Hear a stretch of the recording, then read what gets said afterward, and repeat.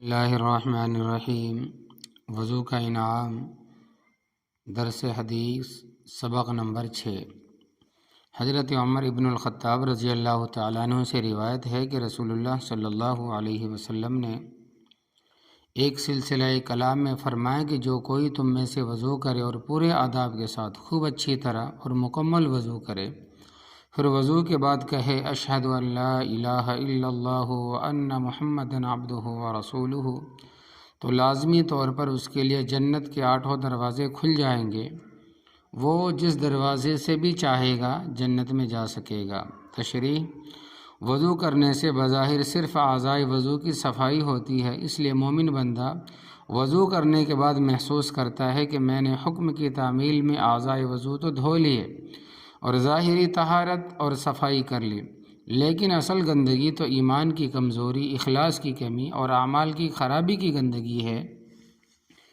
تو اس احساس کے تحت وہ کلمہ شہادت پڑھ کے ایمان کی تجدید اور اللہ تبارک و تعالیٰ کی خالص بندگی اور رسول اللہ صلی اللہ علیہ وسلم کی پوری پیروی کا گویا نئے سرے سے عہد کرتا ہے، وعدہ کرتا ہے۔ اس کے نتیجے میں اللہ تبارک و تعالیٰ کی طرف سے اس کی کامل مغفرت کا فیصلہ ہو جاتا ہے، اور جیسا کہ حدیث میں فرمایا گیا ہے کہ اس کے لیے جنت کے سارے دروازے کھل جاتے ہیں۔ مراتب اور درجات کے اعتبار سے جنت کے 8 حصے ہیں، چنانچہ اس حدیث میں 8 دروازوں کا جو ذکر کیا گیا ہے ان سے حقیقتاً دروازے مراد نہیں، بلکہ ان 8 حصوں کو ایک ہی اعتبار کیا اور ہر ایک کو دروازے سے تعبیر کیا ہے۔ کبھی ایک کو بھی بہشت کہتے ہیں، اس حساب سے بہشت بولتے یعنی کہ جنت بولتے ہیں۔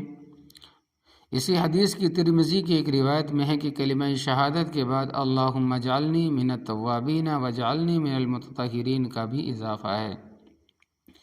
قیامت میں اعضائے وضو کی نورانیت۔ حضرت ابو ہریرہ رضی اللہ عنہ سے روایت ہے کہ رسول اللہ صلی اللہ علیہ وسلم نے فرمایا کہ میری امتی قیامت کے دن بلائے جائیں گے تو وضو کے اثر سے ان کے چہرے، ہاتھ اور پاؤں روشن اور منور ہوں گے۔ پس تم میں سے جو کوئی اپنی وہ روشنی اور نورانیت بڑھا سکے اور مکمل کر سکے تو ایسا ضرور کرے۔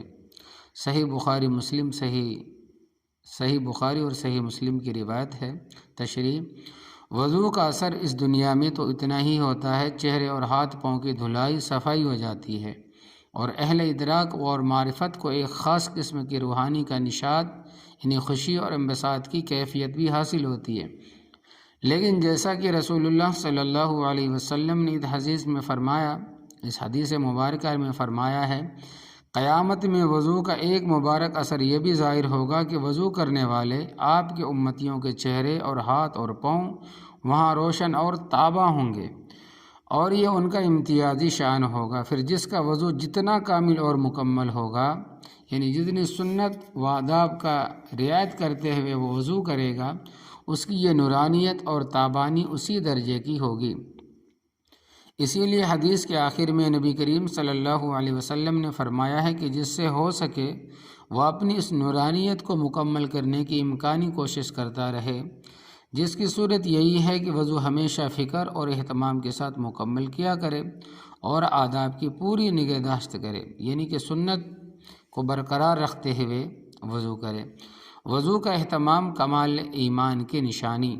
حضرت ثوبان رضی اللہ تعالیٰ عنہ سے روایت ہے کہ رسول اللہ صلی اللہ علیہ وسلم نے فرمایا کہ ٹھیک چلو، صراط مستقیم پر قائم رہو، لیکن چونکہ یہ استقامت بہت مشکل ہے اس لیے تم اس پر پورا قابو ہرگز نہ پا سکو گے، لہذا ہمیشہ اپنے کو قصوروار اور خطا کار بھی سمجھتے رہو اور اچھی طرح جان لو کہ تمہارے سارے اعمال میں سب سے بہتر عمل نماز ہے، اس لیے کہ اس کا سب سے زیادہ اہتمام کرو، اور وضو کی پوری نگہداشت بس بندہ مومن ہی کر سکتا ہے، یعنی کہ وضو کی پوری حفاظت بس بندہ مومن ہی کر سکتا ہے۔